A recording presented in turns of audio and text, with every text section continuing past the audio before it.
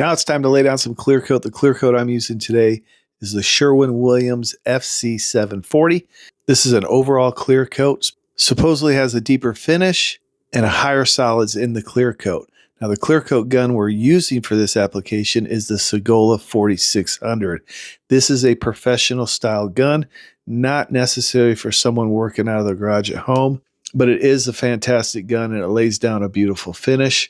For this particular gun, I do adjust it a little bit differently. I'm spraying with the fluid volume wide open, the fan pattern's wide open, and the air pressure is set at 25 psi. Again, we're overlapping our passes 70 to 80%. Very important with clear coat so you get a nice uniform finish. Again, consistent speed, consistent distance from the panel. I know I'm giving you a lot of information here, but it's really not that difficult. Take a little time, practice. You can really produce a beautiful looking finish. Anyone can do this as long as you have the proper equipment and the desire. And the number one biggest mistake beginners make when painting their car is inadequate surface preparation. Skipping or rushing surface prep leads to poor adhesion, peeling paint, and visible imperfections, along with dust, grease, and rust can ruin even the best paint job. So it's very important to thoroughly clean, sand, and degrease the surfaces. Use proper grit sandpaper, a wax and grease remover, or a rubbing alcohol.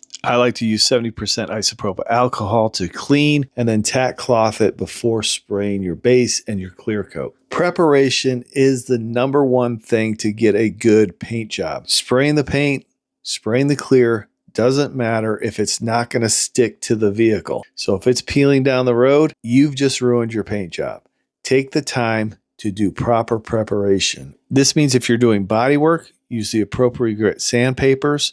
So if you're blocking body filler, you block it with 80 grit, and then you step it down gradually until you refine it to a 320 grit scratch before you apply your primer. Very important, because if you don't refine it to a 320 grit scratch, if you leave it at a 180 or maybe something coarser, those scratches are going to show through your paint job and you're going to see those in the finished product. I shape my body filler with 80 grit and then I block sand it with 180, 220, 320, and then it's ready for primer. I let it sit overnight. Once that primer is cured, I will block sand it with 320 grit sandpaper and then finish sand it with 600. The rest of the clear coat or the vehicle, if it's in good shape, I will sand it with 600 grit sandpaper before applying my base coat.